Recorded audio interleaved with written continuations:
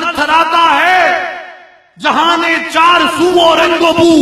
کہ جب کسی محکوم کے وجود میں عشق کی بجلی پھونک دی جائے، عشق کا جوہر پھونک دیا جائے، عشق کی برق کے بٹن کو آن کر دیا جائے، پھر تھر تھراتا ہے جہان چار سو و رنگ و بو، پھر دنیا کے در و دیوار وہ کانپنے لگ جاتے ہیں، پھر کیسر و کسرا کے کنگرے وہ ہلنے لگ جاتے ہیں، عمر کا نام لیا جاتا ہے، کفر کی قوت کے اوپر لرزہ طاری ہو جاتا ہے۔ یہ قوت ہوتی ہے اس عشق کی کہ جب عشق سکھاتا ہے آداب خدا گاہی، کھلتے ہیں غلاموں پر اسرار شہنشاہی۔ اور پھر آپ دیکھیے، پاک ہوتا ہے زموں تخمیس انسان کا ضمیر، کرتا ہے ہر راہ کو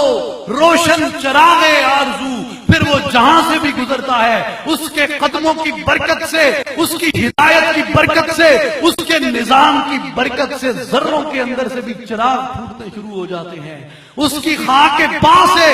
گل پھوٹتے ہیں، اس کی خاک پا سے چراغ پھوٹتے ہیں، اس کی خاک پا سے روشنیاں پھوٹتی ہیں، اس کے قدم کی برکت سے اس زمین سے اندھیرے چھٹ جاتے ہیں، اس زمین کے اوپر اجالوں کا طلوع ہو جاتا ہے، اور جب اجالے آتے ہیں وہ اجالے کس چیز سے آتے ہیں؟ وہ اجالے کسی روکھی سوکھی اللہ اکبر سے نہیں آتے، بلکہ وہ اجالے ایسی آذان سے آتے ہیں، جو آذان کسی عاشق کے حلق سے نکلتی ہے، جو آذان کسی عاشق کے سینے سے نکلتی ہے، جو آذان کسی عاشق کے کسی نگاہ کرم کے نوازے ہوئے کے سینے سے نکلتی ہے، وہ آذان ہے جس سے شبستان وجود لرز اٹھتا ہے، کہ وہ سحر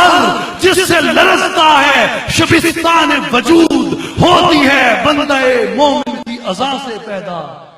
اور بندہ مومن کون ہوتا ہے؟ جس کو وہ نگاہ کامل میسر آ جاتی ہے، کہ جو نگاہ کامل اس کے نفس کا تزکیہ کر دیتی ہے، اس کے قلب کا تصفیہ کر دیتی ہے، اس کے سینے کو بیدار کر دیتی ہے، اس کے سینے کو روشن کر دیتی ہے، اور اس کی روح کو وہ بیدار کر کے وہ قوت ملکوتی عطا کر دیتی ہے، وہ قوت لاہوتی عطا کر دیتی ہے، کہ اس زمین کے اوپر کی تمام مخلوقات کے اوپر اس بندے کا حکم چلتا ہے، اور وہ حکم حضور کے سیرت کے کس پہلو سے نکلتا ہے؟ وَيُزَكِّيهِمْ، جن کا نگاہ مصطفیٰ سے تزکیہ ہو جاتا ہے، وہ اونٹ چرانے کا ہنر تو نہیں جانتے، لیکن اللہ کی سلطنت کو چلانے کے ہنر سیکھ لیتے ہیں۔